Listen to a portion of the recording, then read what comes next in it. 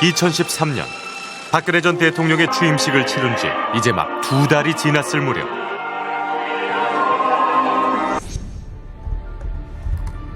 한 남자가 누군가에게 보낼 편지를 작성하고 있었습니다. 편지는 이제까지 단 한 번도 세상에 공개되지 않았던 비밀을 품고 있었습니다. 이 편지가 도착한 곳은 국회 의원회관. 수신자는 당시 야당 의원이었던 진선미 의원이었습니다. 이 우편물이 돌고 돌아서 그때 기억에 우리가 사무실이 이전했거든요. 막 공사해가지고 헌 건물에서 이렇게 이동하고 그랬는데 저희가 그걸 뜯어보니까 이렇게 그러니까 쪽지까지 넣어서 온 거예요. 원세훈 국정원장의 정치 공작을 폭로한 쪽지 내용은 충격적이었습니다. 보낸 이는 자신의 이름과 주소도 당당히 밝혔습니다.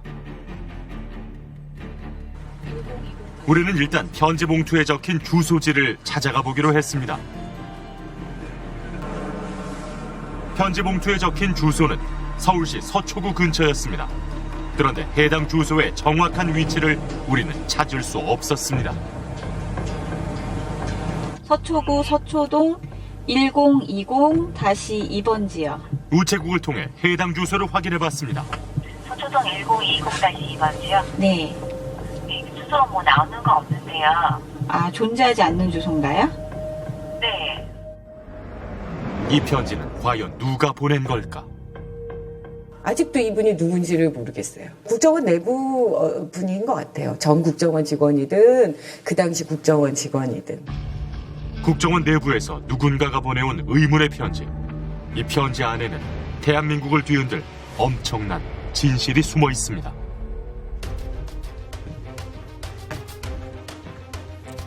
안녕하십니까. 지금 제가 들고 있는 이것이 바로 국정원과 관계된 누군가가 보낸 편지입니다. 이 편지 안에는 국정원에서 작성한 문서가 들어 있습니다. 서울시장의 좌편향 시정운영 실태 및 대응 방향. 총 5장으로 만들어진 이 문서의 제목입니다. 여기에는 서울시장 박원순을 집요하게 사찰하고 공격하라는 구체적인 지시가 담겨 있습니다. 박원순 제안 문건이라고 불리는 이 국정원 문서는 그 내용이 우선 충격적입니다. 그렇지만 아직까지도 이 문서의 내용이 어떻게 실행되었는지 분명히 밝혀지지 않았습니다. 저희는 이 문서의 작성부터 그 집행 과정까지 하나하나 파헤쳐 보도록 하겠습니다. 국정원 문건은 총 5장이었습니다. 일명 박원순 제안 문건의 작성 날짜는 2011년 11월 24일입니다. 이명박 대통령의 최측근 원세훈 전 원장이 국정원을 이끌던 시기였습니다.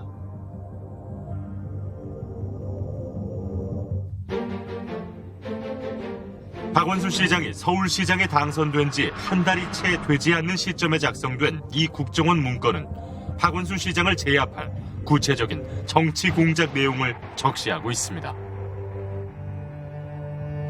보고서에 반복적으로 나오는 지시 문구는 건전단체의 집회와 시위였습니다. 이른바 보수 우파 단체를 활용하라는 것입니다. 보고서가 작성된 지 나흘 뒤 실제로 보수단체는 박원순 시장을 비난하는 대규모 시위를 엽니다.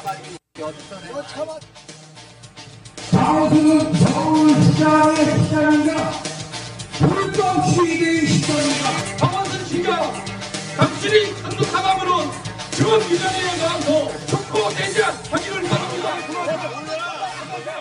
어버이연합을 포함한 7개 보수단체는 박원순 시장을 종북 좌파로 매도했습니다. 문건은 박원순 시장의 핵심 공약이었던 무상급식을 세금급식으로 표현했습니다.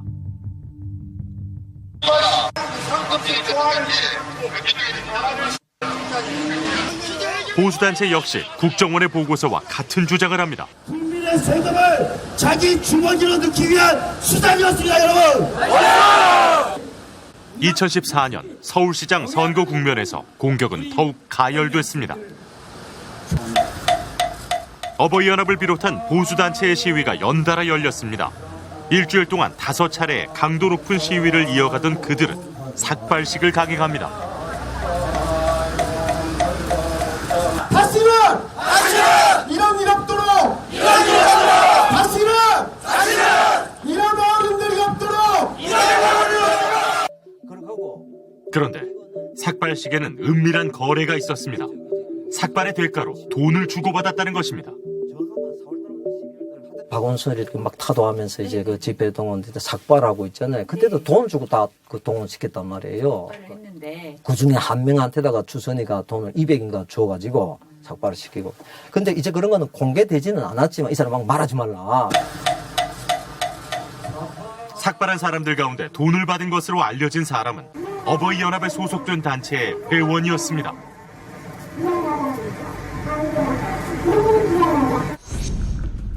돈을 주고받았다면 어버이연합 회계장부에는 돈 거래를 했다는 증거가 남아있지 않을까?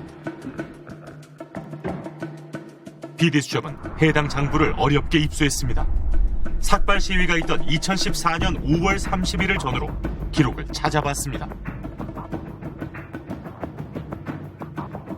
삭발식 다음 날 돈을 주고받은 구체적인 정황까지 적시돼 있었고 200여만 원을 받은 이의 이름이 눈에 띄었습니다. 기록에 의하면 삭발을 했던 당사자는 삭발식 다음 날 차 안에서 현금을 받았습니다. 그녀에게 통화를 시도했습니다. 어버이연합 그 추선희 씨나 이런 사람들에게 좀 물어보려고 전화 드린 거예요. 이전에 저기서 돈 많은 거 하나도 없다고. 원순 캠프 앞에서 삭발하신 거 어머니 맞죠? 됐어요. 전화하지 마세요, 저한테. 200만 원 받으셨다는데 그것만 말씀해 주세요. 박원순 시장을 사찰하고 공격하라는 지시를 내린 이는 원세훈 전 국정원장. 원세훈 말씀 자료에서 우리는 박 시장을 공격하라는 지시를 발견할 수 있었습니다. 문서가 작성되기 바로 6일 전이었습니다.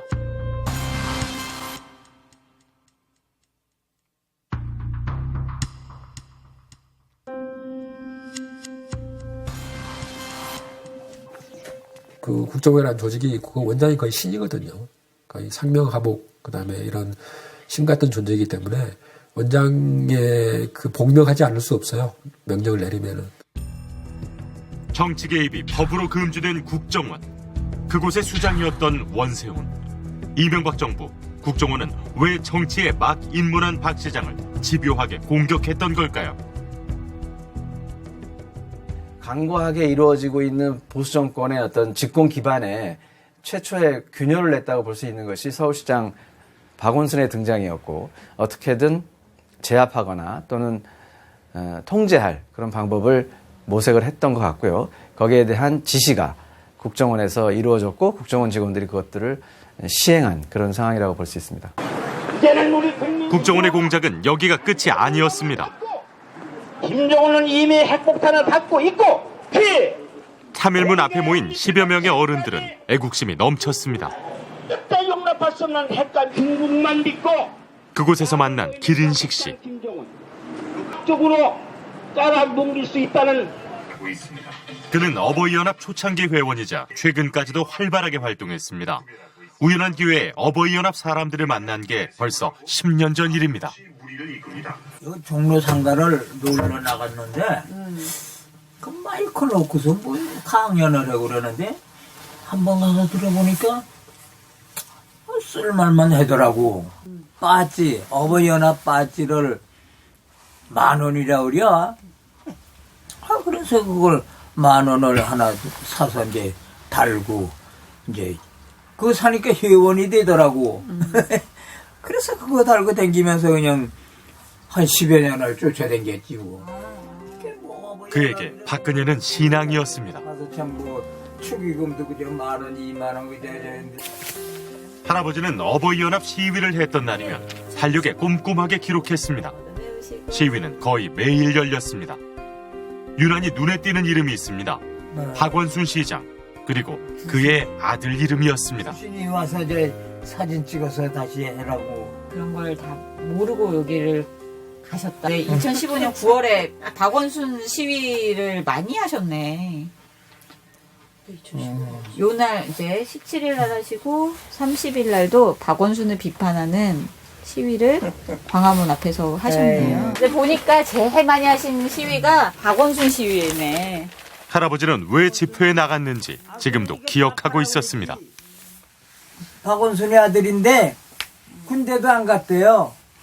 안 갔대요. 그 병무청에다 신체 검사한다고 그래서 갖다 했는데 딴 사람 사진을 갖다가 줬대요.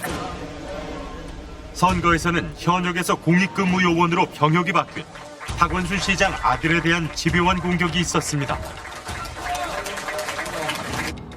병역 비리 논란이 계속되자 시장 취임 넉 달 뒤 굴지의 한 대학병원에서 공개 검증을 했습니다. 해당 대학병원은 바꿔치기 의혹을 샀던 MRI 사진이 본인의 것임을 명백히 밝혔습니다. 요 까맣게 돌출된 것이 디스크가 튀어나온 거고요.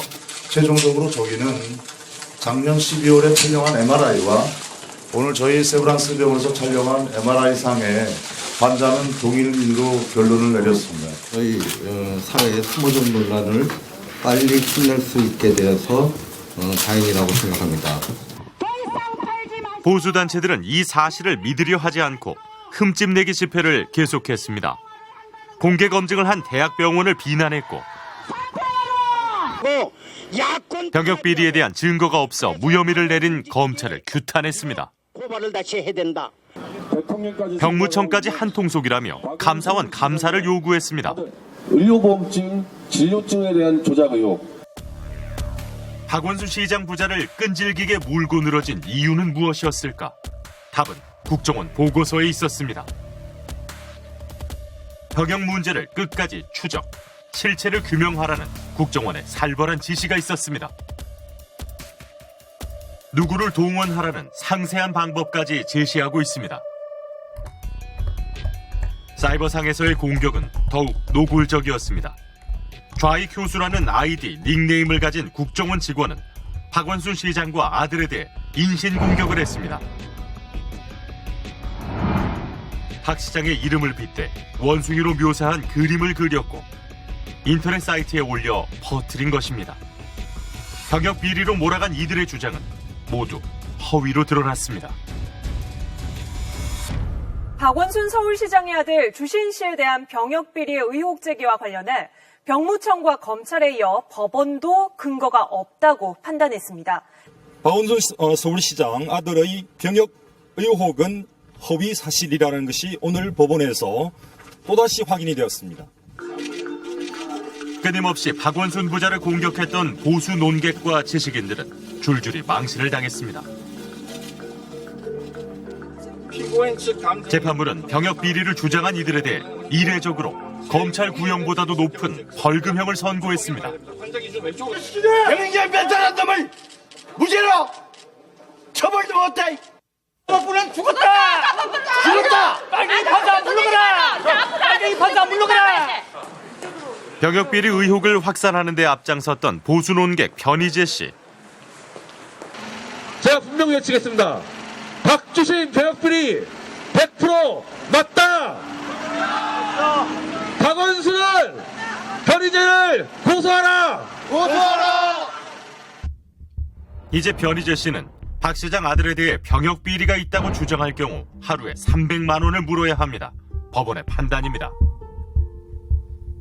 같은 입장 유지하고 계시나요? 근데 그 부분은 약간 다른 게 그거는 아주 고도의 의학적 판단 문제인데 저는 의학 분야에 대해서 판단 내릴 수는 없는 부분인데 양쪽의 의사가 다 나왔어요. 재판에서. 그러니까 박주신 쪽 의사가 나왔고 반대 의사가 나왔는데 상식적으로 봤을 때 반대쪽 의사들의 논리가 훨씬 더 나는 타당하다고 본다. 그래서 그 의사들의 의견을 소개를 한 거고 저보고 박주신에 대해서 이게 조작이라는 판단하기에는 그건 의학적 전문가가 아니니까 판단 내릴 부분은 분위기도 제가 자격이 안 되죠.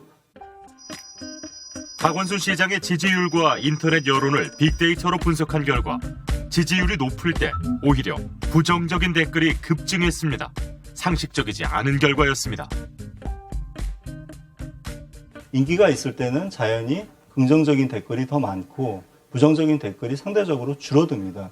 그런데 박 시장의 경우는 특이하게도 정반대로 가장 인기가 높을 때 부정적인 댓글이 대부분을 차지하는 기현상이 나타납니다. 그래서 이 부분은 그 지지율이 높은 것을 견제해서 부정적인 여론을 만들려는 조직적인 동원이 있었다고 생각해 볼 수 있는 대목입니다. 국정원 문건을 직접 작성했다고 알려진 신승균 전 실장은 구속됐습니다. 지난 4년 동안 언론은 침묵했습니다. 조선, 중앙, 동아일보, 그리고 MBC, KBS, SBS 이런 데서는 이런 문제들을 거의 제대로 다뤄주시질 않았죠. 그래서 이게 이슈화가 안 되고 그 당시 이게 밝혀졌으면 우리가 조금 더 국가적인 어떤 에너지를 덜 소모하지 않았을까. 국정원의 정치 공작으로 직접 피해를 입었던 박원순 서울시장. 그를 만나 심경을 물어봤습니다. 잘 지내셨죠? 예. 가족들에 대한 공격 얘기가 직접적으로 이렇게 적시되어 있는데 또 그런 부분에 대해서 좀 어려움이 좀 있었겠어요. 이게 이제 제 주위에 제 가족들에게 전혀 이 문제가 없고 실제로 병역을 필했거든요. 그랬는데도 그걸 가지고 병역 면탈했다고 하면서 허위 사실을 가지고 온갖 공격을 다 해왔죠. 물론 그것이 다 밝혀졌는데도 불구하고 오랜 세월 동안 계속 공격을 하니까 사실은 많은 사람들이 뭐가 있나 보다 이렇게 생각하도록 그런 효과를 노리고 그동안 해온 게 아닌가. 그 과정에서 저희 가족들, 아내와 아들, 딸 정말 많은 심리적 고통을 겪었죠. 그걸 견딜 수 있는 사람은 아마 없을 겁니다. 그래서 견뎌준 것 자체가, 이렇게 살아남은 것 자체가 저는 참 고맙고 다행이다 이런 생각을 하죠. 사실은 한편으로 그 어버이 연합의 이 어르신들이 참으로 믿기도 했지만 이렇게 저는 그걸 여러 차례 보면서 오히려 참 서글프고 가여운 분들이다 이런 생각을 했습니다. 왜냐하면 그분들이 대체로는 동원된 분들이 많으시고 사실 그 어르신들이 어찌 보면 또 다른 희생자들이었죠. 정치 공작과 부정부패로 전임 국정원장들이 줄줄이 감옥으로 향했습니다. 국민이 아니라 자신이 모셨던 정권에 충성했던 결과였습니다. 가장 중요한 거는 국가의 안보를 지키는 겁니다. 정권의 안보를 지키는 것이 아니라 국가의 안보하고 정권의 안보라는 건 갖기가 힘들어요. 정권을 잡은 어떤 정부에서 추진하는 정책이 반드시 옳지 않을 수도 있어요. 그렇다면 정보부는 그 정책에 불리한 좋지 않은 정보라도 제공을 해줘야 해요. 그게 잘 안 되는 게 우리나라 정보부의 근본적인 문제입니다. 국가 안보를 강화하는 데 써야 될 정보기관이 오히려 국가 안보를 침해하고 또는 국가 안보가 허약해지는데 오히려 일조하는 이런 역설 현상이죠. 어떻게 보면은. 그래서 그런 의미에서 결국은 국정원은 지난 9년 동안 반역의 국정원이라고 이렇게 얘기할 수 있다. 학생들의 친환경 무상급식을 반대하면서 돈을 받고 삭발 시위를 했다는 사실이 충격적입니다.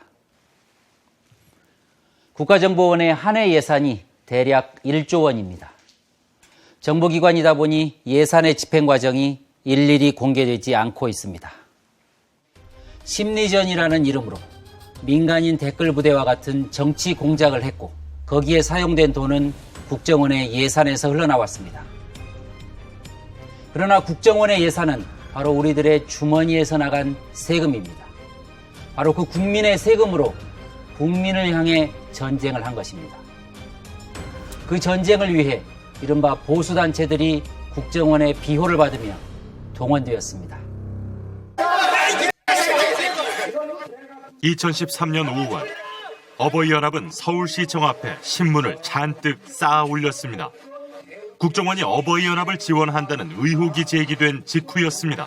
우리는 뼈빠지게 아침 새벽에 나가고 신문 페이지 주소다가 애국운동하는데 자금을 대고 있는데 추선희 사무총장은 국정원의 지원 의혹을 일축했습니다. 그로부터 3년 후 어버이연합의 뒷돈을 댔던 존재가 고속도로 휴게소에서 모습을 드러냈습니다. 휴게소에서 만난 남자는 현금을 10차례에 걸쳐 추선희 총장에게 직접 건넸습니다. 현재까지 밝혀진 금액은 총 3천만 원에 이릅니다. 돈을 건넨 이는 국정원 심리전단장. 국정원 측과 추선희 총장이 시위 내용과 규모까지 사전에 조율한 사실도 밝혀졌습니다. 야, 네가 빨갱이지. 원세훈 전 국정원장이 각별히 챙겼다는 추선희 총장. 그를 아는 사람들은 추 총장의 위세가 대단했다고 입을 모읍니다. 추선희를 대통령처럼 믿은 겁니다. 저도 깜짝 놀랐어요. 예? 청와대 마크가 박힌 안동 소준이 무슨 뭐 그릇 도자기 이걸 차량으로 싣고 와서 그러니까 진짜 어버이연합이 대단하다. 대중들 앞에 서서 청와대가 전화한단 말이요.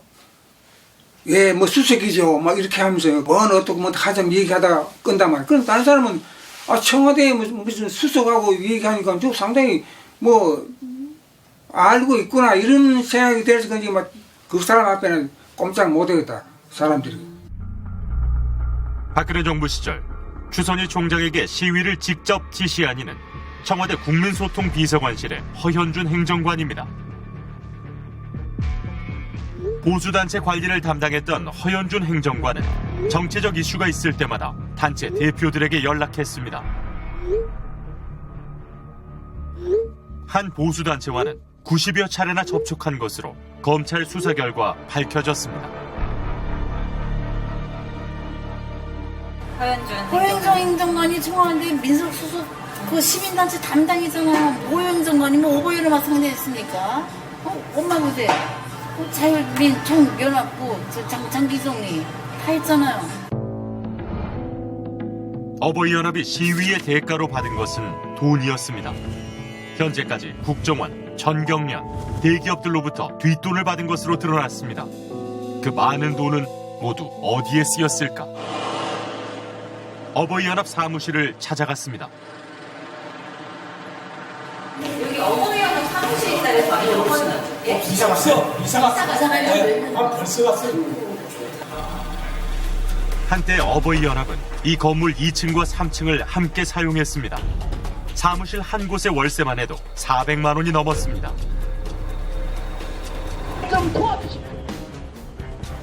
어버이연합이 추정한 회원 수가 한때 1,700명에 이를 정도로 보수단체의 대표 조직이었지만 지금은 회원들 대부분 뿔뿔이 흩어져 있습니다. 또 다른 단체를 만들어 집회를 열거나 무료 급식소가 있는 공원 주변에 335 모이기도 합니다. 있습니다. 우리 회원님들 오늘 복주났네. 있습니다.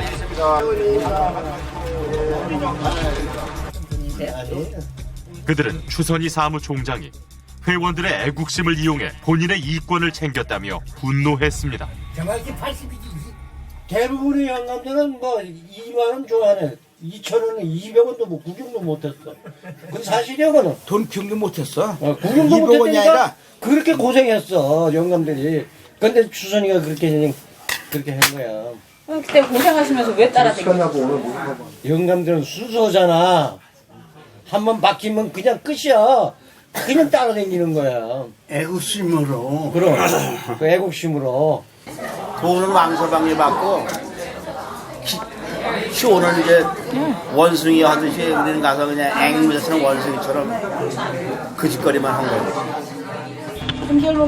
우리는 수소문 끝에 어버이연합의 자금 관리를 맡았던 김미화 씨를 만났습니다. 김경수가 자기 돈 못 받을 것 같으니까 그때 이자 받는 쟤네 열어놓고는 무상급식 했어요. 무상급식 하루에 150원씩 계산해 보세요. 몇 년입니까 지금?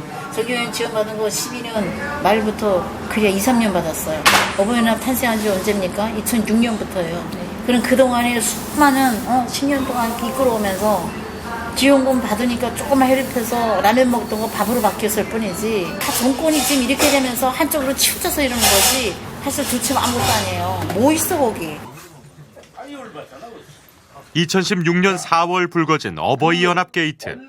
당시 추 총장은 전경련으로부터 돈을 받았다는 의혹을 부인했습니다.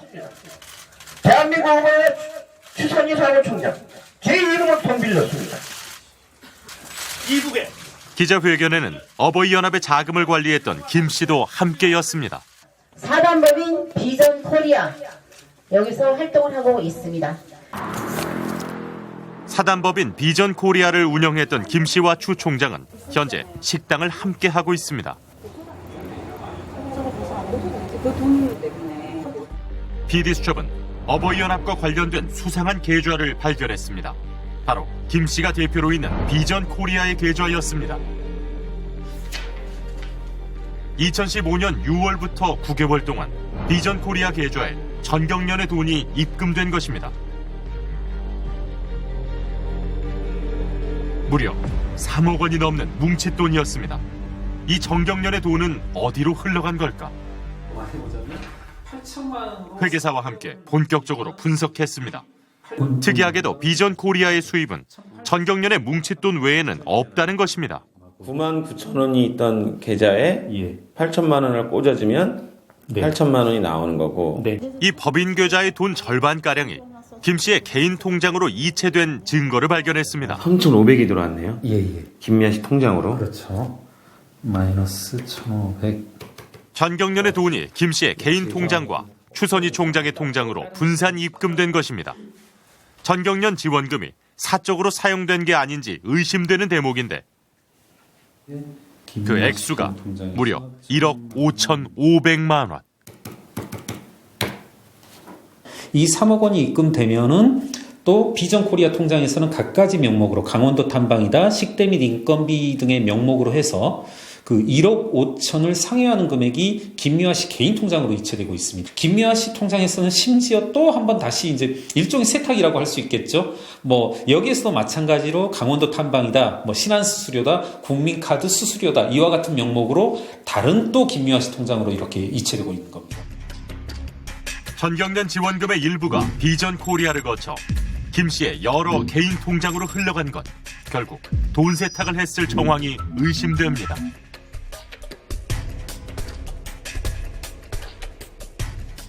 저희가 비전 코리아 통장을 봤는데요. 통장을 어떻게 봤어요? 남의 통장을? 저희가 입수를 했어요. 누구인데? 남의 통장은 아니죠. 비전 코리아 법인 통장이니까. 그 비전 코리아 통장에서요. 끊을게요. 전경련에서 비전 코리아로 또 김미화 씨 개인으로 이제 돈들이 넘어가고 있는데 어떤 사법당국, 검찰의 조사가 필요할 것 같습니다. 국정원과 청와대의 지원을 받은 추선희 총장. 그가 관제 시위를 벌일 때 대규모 인력이 필요했습니다. 그래서 손을 뻗은 곳이 탈북자 단체였습니다. 어버이연합에서 자꾸 나를 자기네 밑으로 들어라고 하는데 그러면 사무실 비용도 대주고 그리고 여러 단체가 들어오게 되면 자기 말 한마디면 뭐 정부에서 얼마든지 돈을 받아서 활동을 할 수 있게 해준다. 그 배경에도 국정원이 있었습니다. 2009년 10월 원세훈 전 원장이 탈북자 단체를 이용할 것을 지시한 것입니다. 혹시 여기에 선생님들 말고 다른 분들 참가하시는 분들 다 참가하시는 분들? 자기네가 좀 서둘러야 되겠는데 사람 없으니까 우리들을 불러서 자기네 대용물로 우리를 쓴 거야. 알겠어? 우리 지금 와서 그러면 해산하고 싶지도 않아. 다시 하라 해도 안 할 것이고.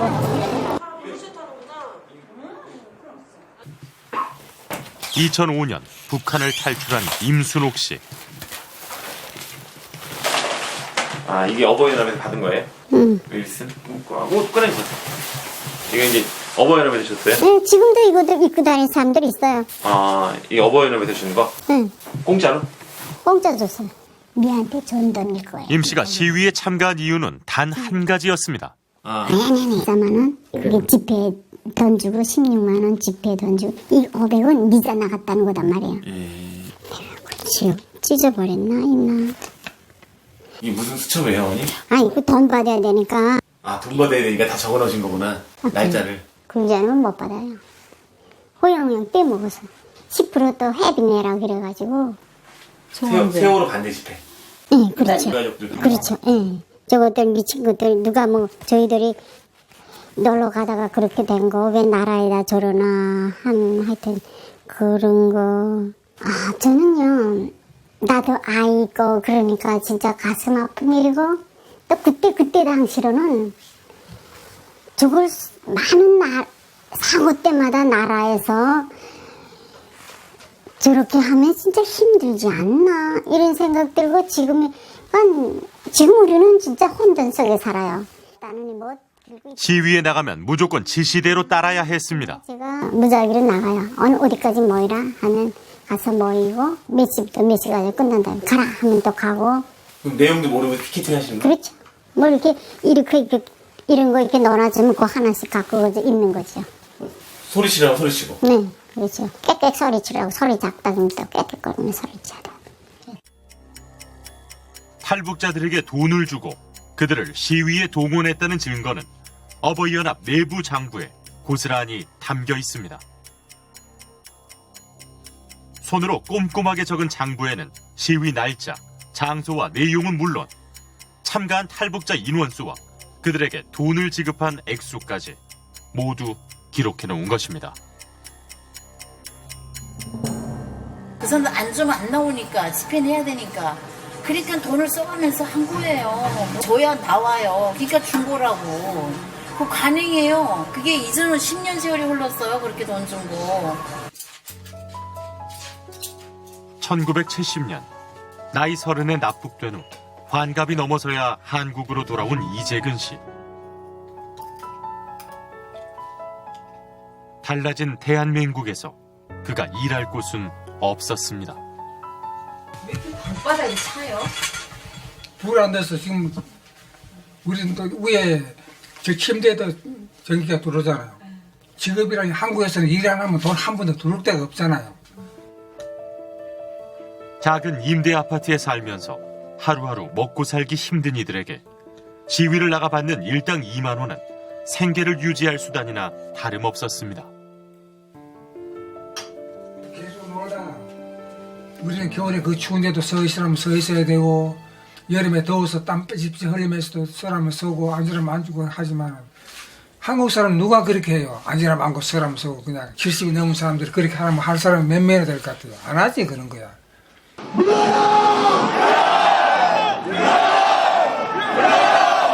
한푼이 절실한 탈북자들은 관제 시위에 동원하는데 가장 적합한 존재였을 겁니다. 2만 원을 무기로 힘없는 이들을 마음대로 부릴 수 있었기 때문입니다. 나 짚고 나와 짚고. 시위에 참가하면 돈을 준다는 미끼로 추선희 총장은 탈북자들에게 돈까지 빌렸습니다. 아이고 어떡하냐. 아이고. 80 넘은 어머니를 모시고 사는 임 씨는 신장 수술을 받은 이후 일자리를 구하기 어려웠습니다.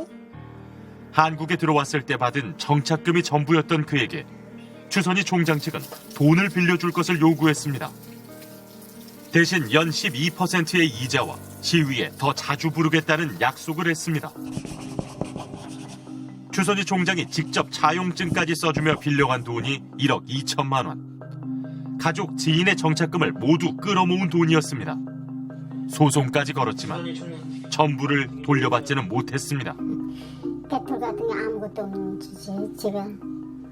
월 15일에 연 10일부터 이자가 네가 돈을 주면 내가 집회도 우선적으로 불러주니까 돈 좀 달라. 그래서 그렇게 한 사람들, 탈북자들도 다 그래서 더 맞겠어요. 한강에 빠져 죽을까? 막 이런 생각도 이렇게 막 전화를 했어요. 아니 죽긴 너무 억울해. 내가 끝까지 해명할 거야. 어떻게 해서라도. 지금도 추선이한테 돈 떼기고도 말 못하는 사람이 부지기수예요. 집회할 때마다 무조건 투자자들을 기준으로 부른다. 그러면 한 달에 많을 때는 15일도 더 되니까. 집회일이? 집회. 그럼 15일이면 한 30만 원 돈 생기고 저 몇 천만 원 투자하면 한 40만 원 돈 먹고. 2009년부터 국정원 직원과 공무원, 각종 정치적인 이슈가 있을 때마다 관제 시위를 벌인 추선희 사무총장. 그를 만났습니다. 인터뷰 요청 다시 한번 드리고 싶어서.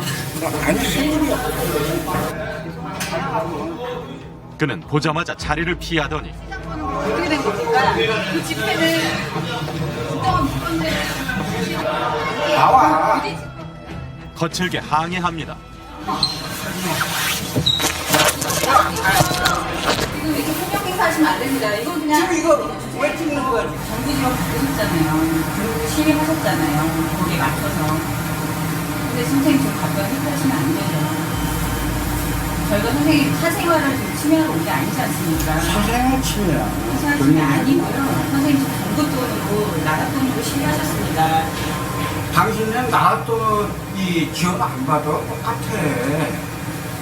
나같지 않는 게.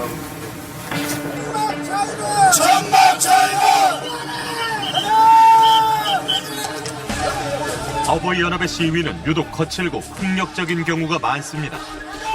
세월호 천막을 철거하겠다며 세월호 희생자 가족을 공격했던 어버이연합.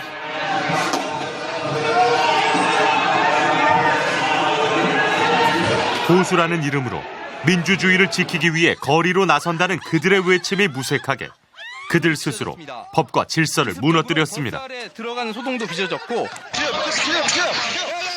폭력적인 시위를 자주 벌이는데도 그들의 집회가 불어된 적은 없습니다. 수없이 그런 거 불법 그런 거 했는데도 차박하지 않지 않습니까? 법원에 가서 하고 경찰서 가서 하고 하는데 무법 천지를 날뛰고 있는데도 누가 단속하는 사람이 없죠. 그러니까 탈북자들은 쫄았단 말이야. 아야 완전히. 뒤에 진짜로 청와대가 있고 진짜 있었던 사실이니까. 이름을 거명 안 했지만 지 얘기를 해고 어버이연합으로부터 봉변을 당했던 이들 가운데 국회의원도 있었습니다. 된다고 생각하는 거예요. 이게 버스에 내려서 이렇게 가는데 어버이연합 그분들이 뭐 수십 명이 달려들어서 우회를 가하려고 그 양순 저놈이 저 막말한 양순주다 그러면서 막 문까지 막 두드리더라고. 문을 두드려요 그분들이? 아니 택시 열라고. 막 유리창. 국정원 댓글 사건으로 전국에 떠들썩하던 2013년 12월. 박근혜 대통령은 국정원을 무기로 신공안 통치와 신유신 통치로 박정희 대통령의 전철을 밟을 수 있다는 국민의 경고를 새겨들어야 할 것입니다. 새누리당은 즉각 당시 새누리당과 청와대는 불쾌감을 표시했습니다. 섞인 발언, 헌정 질서를 국가와 국민에 대한 모독이고 말 그대로 국기 문란이고 이 자체가 바로 민주주의에 대한 무서운 도전입니다. 뭐 이정현 홍보수석이 부들부들 떨면서 되니까 그 여파가 막 엄청나 나온 거예요. 그래서 이정현 홍보수석이 부들부들 떨었다는 거는 당시 생각을 박근혜 대통령께서 부들부들 떨었다라고 충분히 미루어 짐작을 했죠, 저는. 엉뚱하게도 그 불똥이 대한치과의사협회로 튀었습니다. 그래서 요 해관 여기서부터 시작해가지고 성동 그 소방서 앞에까지 여기를 점령했었죠. 검은 동굴에 주가 공개하라! 공개하라! 양승조 의원을 후원한 치과협회가 어버이연합의 표적이 된 것입니다.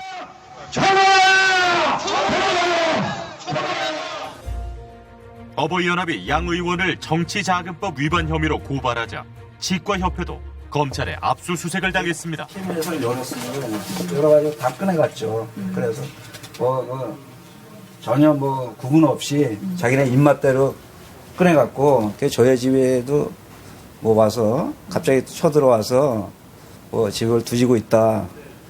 더더욱 황당했었죠.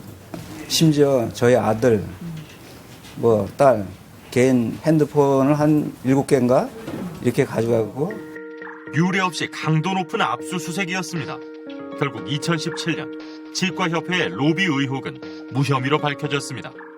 보수단체가 어떤 사안이 생기면 집회를 기본적으로 합니다.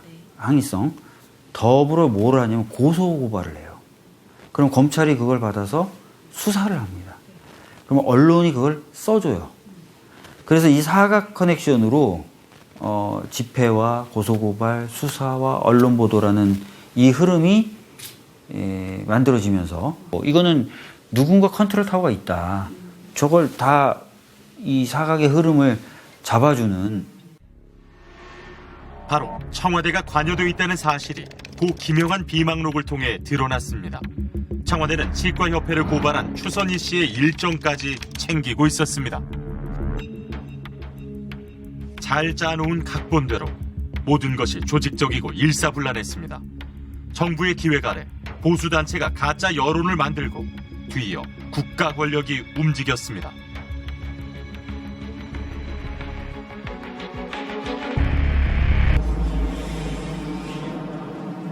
안녕하세요. 이한 선생님이시죠? 영화평론가 이한 씨. 그녀는 지난 2014년 9월 광화문에서 충격적인 장면을 목격했습니다.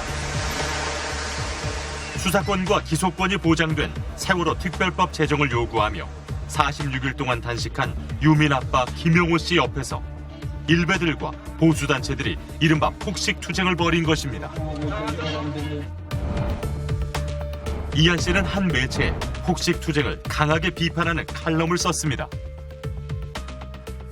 자식을 잃고 굶고 있는 사람 옆에서 악착같이 그것도 그 사람을 조롱하기 위해서 그 음식을 먹고 다른 사람을 부추기는 것을 우리가 종교적으로는 악이라고 하고 문화적으로는 망난이라고 한다. 어버이연합은 칼럼을 쓴 이한 씨를 고소했습니다. 어르신들을 모욕했다는 게 이유였습니다. 글 한번 썼다가 검찰 역시 이한 씨를 50만 원의 벌금형으로 기소했습니다. 그때 검찰 직원의 발언이 저한테 진짜 충격이었습니다. 어버이연합 측에서는 고소를 취하해 줄 테니까 합의를 보자 그런다. 이거 아직 재판도 하기 전이었고요. 그냥 기소가 되자마자. 아니 이런 경우에 합의금을 얼마를 준비해야 됩니까? 너무 어이가 없어서 물어봤더니 300만 원 정도면은 그쪽에서 합의를 해주겠다 그런다. 이한 씨는 합의를 거부했습니다. 대법원에서 최종 무죄 선고를 받기까지 2년이라는 시간이 걸렸지만 이한 씨는 싸움을 선택했습니다. 어버이연합에 대한 글을 썼더니 바로 국가기관이 나서더라 라는 것을 알게 되면은 어떤 사람들도 이런 발언을 공개적으로 하게 되지 않습니다. 즉 이게 검열인 거죠. 검열의 일환이고 공포심을 조장하는 거죠. 어버이연합의 사무총장인 추선희 씨가 너무 당당한 모습이라 좀 놀랐습니다. 직접 취재한 김동희 PD 스튜디오에 나왔습니다. 내용을 보니까 좀 거칠어요. 취재 중에 어떠셨습니까? 추선희 씨는 저희 취재진의 접근에 당황한 모습을 보였습니다. 실제로 촬영 중인 저희 스텝의 손목을 낚아채 부상을 입히기도 했습니다. 추선희 씨나 어버이연합에 대해서는 수사가 진행되고 있지 않았습니까? 지난 10월 검찰은 추선희 씨를 국정원법 위반, 공갈 및 명예훼손 등의 혐의로 영장을 청구했지만 기각됐습니다. 범죄 혐의는 인정되지만 증거인멸이나 도주의 우려가 없다는 이유였습니다. 어버이연합 차명 계좌로 추정되는 계좌에서 수상한 자금 흐름이 보이는 만큼 추가 수사가 꼭 필요해 보입니다. 취재의 내용을 보면 탈북자들 이야기들이 좀 많이 나오네요. 탈북자들은 북한에 대한 적개심이 상당하고 또 일자리를 구하기도 어려워 경제적으로 힘든 경우가 많습니다. 어버이연합과 국정원은 바로 이런 점을 노린 것으로 보이는데요. 저희가 만난 많은 탈북자분들은 헐값에 정치적 도구로 이용당한 것에 분노하고 있었습니다. 어버이연합 외에도 화이트리스트로 관리되던 단체들이 또 있었죠. 이명박 박근혜 정권에서 정권의 입맛에 맞는 보수단체를 지원하기 위해 이른바 화이트리스트를 만들었는데요. 지난 9년간 광범위하게 지원한 것으로 드러나고 있습니다. 아이러니하게도 정권의 지원을 받은 보수우파 단체가 오히려 우리나라 보수의 입지를 좁혔다는 비판이 나오고 있습니다. 대추가 안 들어왔어요. 한 인터넷 방송에서 청와대로부터 받은 선물을 자랑하는 남자. 여기 이렇게 보여줄게요. 카드 봅시다. 대한민국 대통령 박근혜. 민족의 큰 명절 한가위를 맞이하여 경산대추라고 써 있습니다. 네. 그래서 이거를 개봉을 하겠습니다. 대추. 오, 빛깔 좋습니다. 빛깔 좋아. 박근혜 대통령께 바치는 황제 삼계탕을 준비했습니다. 야. 청년 보수단체 가운데 하나인 자유청년연합 대표 장기정 씨입니다. 탄핵 정국 당시 폭력적인 언행을 일삼았습니다.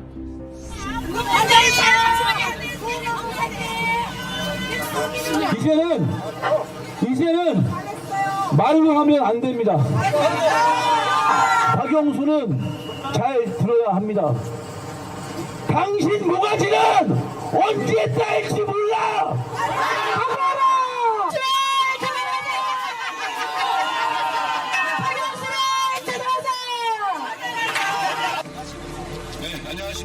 장기정 씨는 홍준표 대선 후보 시절 특별유세단 부단장으로 이름을 올렸습니다. 우리 홍준표 후보에게 5.18을 주셔야 합니다. 자유청년연합은 지난 정권의 지원을 받은 보수단체로 화이트리스트에 등장합니다.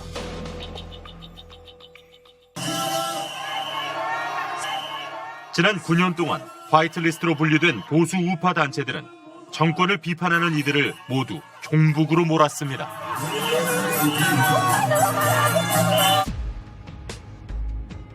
최근 보수단체들은 우리은행 달력을 문제 삼고 있습니다. 초등학생이 그린 그림에 인공기가 있다는 이유로 우리은행 규탄 시위를 벌이고 있습니다. 나오라! 영업방해 해도 괜찮아요.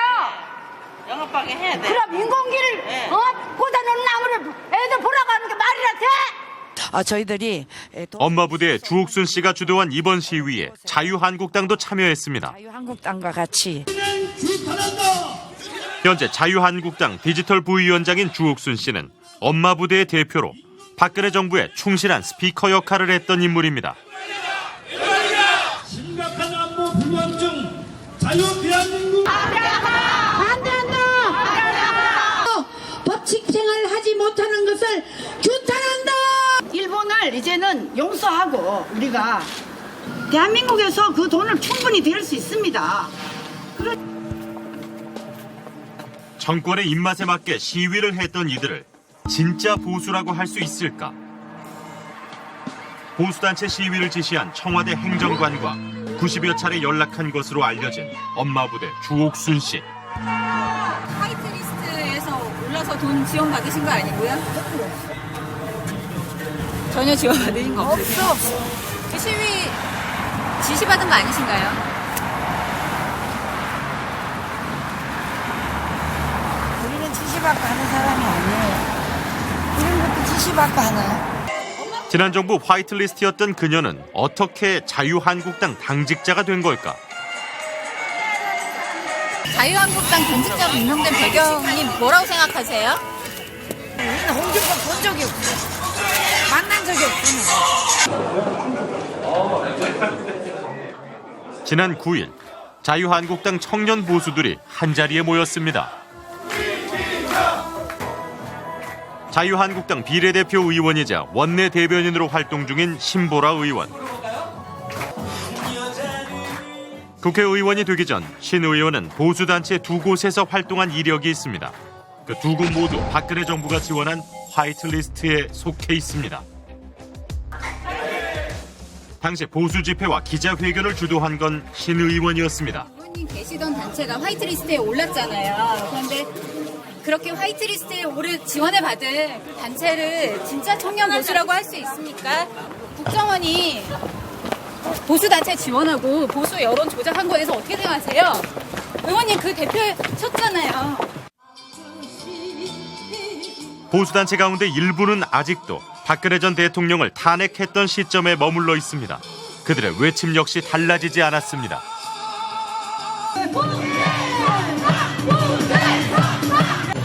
이상하다는 생각이 좀 들죠. 아, 이상하다는 생각이 드네요. 분명히 잘못을 했다라고 온 국민이 인정을 했고 또 정부에서도 법원에서도 인정을 했으면 그거를 따라가는 게 맞다고 보거든요. 근데 그게 아니라고 얘기를 하면 어떻게 보면 현실을 부정하는 거잖아요.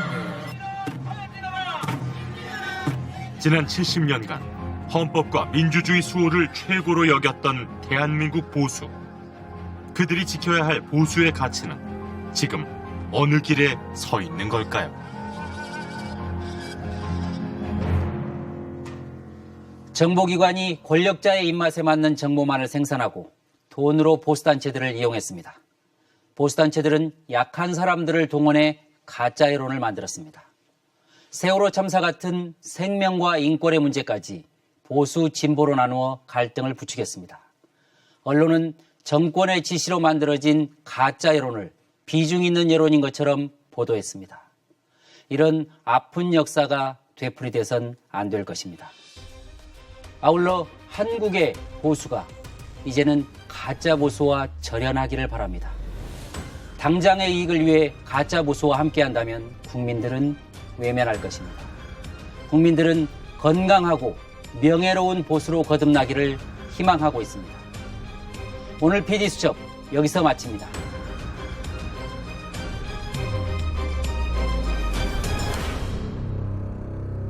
재판의 공정성과 중립성을 확고히